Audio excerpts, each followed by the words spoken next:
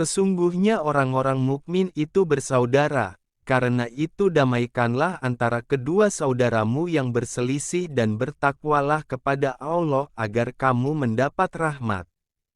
Terima kasih diizinkan ngaji bareng di Masjid Ustaz Ampang. Ampang. Terima kasih diizinkan ngaji bareng di sini, tapi mungkin dikoreksi lah, bukan Ustaz ini mah ya. Hamba Allah yang terlalu banyak dosanya saja, tapi bukti Allah Maha Baiknya ya begini, ditutupi aib-aib diri ini sampai diizinkan ngaji di sini ya. Maka semoga pertemuan ini jadi kebaikan, jadi amal soleh. Alhamdulillah. Kebayang kita udah capek ngelakuin segala macam hal, terus tidak dapat apa-apa, tidak jadi apa-apa, rugi tidak? Karena ingat, ini nasihat dari sahabat mulia Abdullah ibnu Mas'ud radhiyallahu anhu, dikutip dari kitabnya Imam Ahmad bin Hanbal rahimahullah, kitab Az-Zuhud.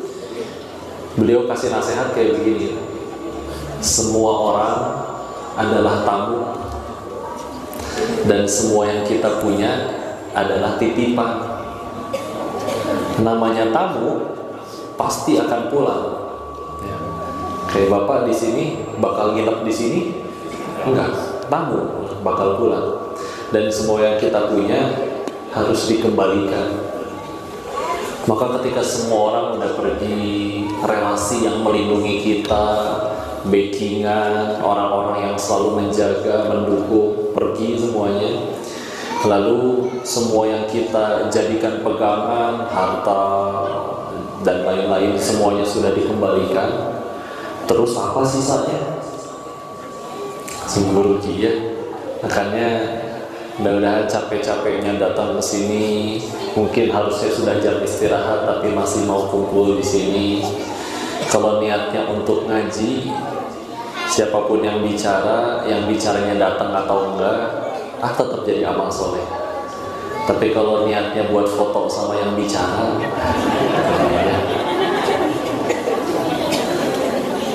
nah ya nggak apa-apa sih, cuman jangan sampai rugi ya. Sehingga kalau ditanya waktu itu, kok kalau semua hal itu Allah yang menentukan, terus buat apa kita capek-capek berusaha, berikhtiar? Ibu masakin suami kerja banting tulang, panas-panas di luar, bercucuran keringat ya. Buat apa capek-capek? Dokter misal, dokternya berkata, ini pasien mau sakit seperti apapun, separah apapun, saya tidak sentuh pun, kalau kata Allah sembuh.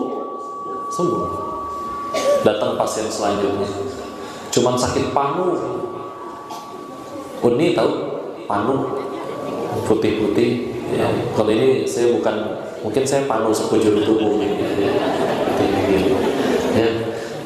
Sakit panu, dokternya 1000 orang, semuanya berusaha mengobati. Kalau kata Allah tidak sembuh, sembuh ya.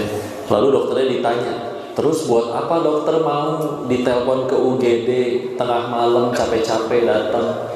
Kan bukan dokter yang nyembuhin, katanya Allah, buang-buang energi ya. Maka buat apa ini kita capek-capek, tiap hari ada yang kerja, tiap hari tetap mengurus anak, anaknya kadang tidak pernah berterima kasih. Buat apa capek-capek? Berikhtiar agar jadi amal soleh. Enak kalau itu yang dikejar. Contoh-contoh ya, ada orang yang seumur hidup seluruh keinginannya dikabul sama Allah. Jangankan berdoa menengadahkan tangan, baru ngelamun udah langsung dikabulin 5 menit kemudian misal.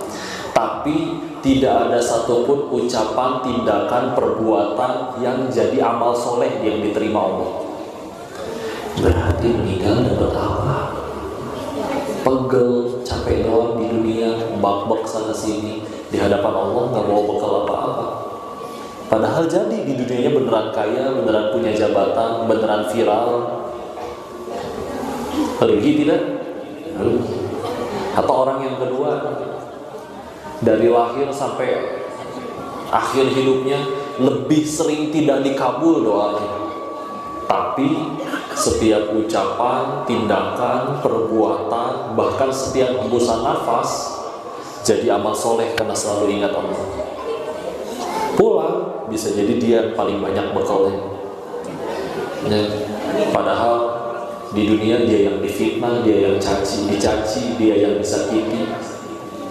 Karena udahlah, risihlah. Yang penting jadi amal aja. Enak kalau kayak gitu ya. Maka ketika kita pengen berusaha, semuanya pengen hidup tenang, pengen bahagia, tapi kadang sesekali masih suka stres ya, menderita. Tahu nggak kenapa? Banyak sih alasannya, tapi salah satu kesimpulannya karena kita meletakkan kebahagiaannya pada apa yang kita suka, bukan pada apa yang Allah suka. Nih survei. Kita punya keinginan tidak? Allah punya keinginan tidak? Allah ingin kita selamat, Allah ingin kita bahagia. Dari lahir sampai detik ini, jawab jujur, kita lebih banyak mengejar keinginan Allah atau keinginan diri sendiri? Terus selama ini udah ngejar keinginan diri sendiri, kok masih gampang kecewa juga? Padahal ada sebagian orang tercapai keinginannya, pengen punya jabatan, pengen kaya, beneran kaya. Emangnya setelah semuanya tercapai langsung jadi manusia yang bahagia seutuhnya gitu, tanpa pernah sedih sekalipun? Tetap ya. Makanya harus berapa kali patah hati dan kecewa lagi baru kita sadar bahwa ternyata bahagia itu bukan pada apa yang kita suka, tapi pada apa yang Allah suka. Yang penting Allah suka. Ya, Masya Allah. Karena salah satu yang dilihat waktu masih di Thailand, di kehidupan yang lama, diperlihatkan oleh Allah segala hal yang menurut orang adalah sumber kesenangan, kebahagiaan, dicicipi, dimiliki, dan orang lain di sekeliling pun memiliki itu semua, bahkan ada yang lebih banyak, tapi tidak bahagia juga. Pernah ngelihat orang kaya masih stres? Ada. Yang punya jabatan masih mencuri dari rakyatnya? Ada. Yang istrinya udah cantik masih selingkuh? Makin ngegas ya. Tenang, saya tidak sedang membicarakan suami ibu ya. Suami ibu soleh semua insya Allah ya. Kata orang kan katanya itu sumber kesenangan ya, tapi ternyata enggak juga. Saya nyari akhirnya siapa yang bahagianya tanpa alasan dan tanpa batas. Yang jawab orang ateis. Dia bilang, mana ada orang kayak gitu. Kalau ada pun itu paling cuman orang suci yang dekat dengan Tuhannya. Bilangnya gitu. Saya mikir lagi, meskipun saya TK sampai SMA-nya sekolah Katolik, tapi kan nabi-nabinya ada yang orang-orang yang disebutnya suci, disebutnya nabi ya, suci dari dosa, maksum kalau kata orang Islam ya. Dan ya juga ya, mereka tuh pahala lebih banyak, perbuatan baik lebih banyak ya. Dosa jelas sedikit, bahkan terampuni dari dosa, tanpa dosa. Tapi ujiannya tetap lebih banyak daripada orang lain. Tapi tetap lebih baik akhlak dan kelakuannya daripada orang lain. Nggak pernah satupun dari mereka nyesel gitu, pundung, nyesel jadi nabi, tahu gitu nggak diambil lowongan ini misalkan. Ya. Meskipun bukan lowongannya jadi nabi. Ya. Maka mikir lagi, iya juga ya, ada orang-orang yang katanya soleh asli. Kita perhatiin orang yang benar-benar soleh, kok kayak nggak pernah marah, nggak pernah ngambek, nggak pernah kecewa, nggak pernah sedih, nggak pernah ngeluh gitu. Ya. Meskipun udah berbuat baik, terus yang ditolong malah jahat kepada dirinya, tetap aja gitu berbuat baik. Ya.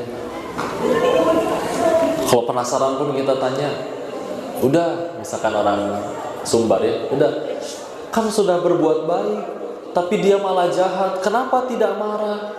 Untuk apa saya marah? Pada main apa di atas? Ya, nggak apa-apa ya. Untuk yang main, anak-anak mau aja. Kalau kita yang teriak-teriak baru ya. Insya Allah. Alhamdulillah. Ya. Ditanya, kan udah berbuat baik, tapi malah dijahatin, malah dizolimi. Kenapa nggak marah? Kan dia yang zolim. Masa dia yang zolim, saya yang dihukum Allah? Nggak masuk akal. Ya. Tapi kan kamu jadi korban, dijahatin. Saya bakal mati, tapi cita-cita ke surga. Nabi Adam aja diusir dari surga karena satu dosa. Saya yang pengen ke surga, emang dosanya cuma satu? Banyak ya.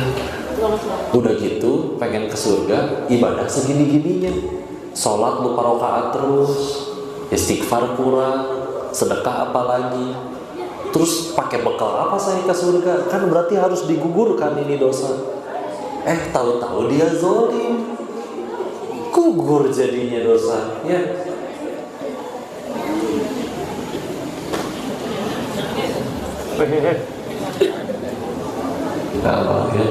Gugur jadinya dosa. Ya. Karena dalam Islam itu yang rugi bukan yang dizolimi, tapi yang menzolimi.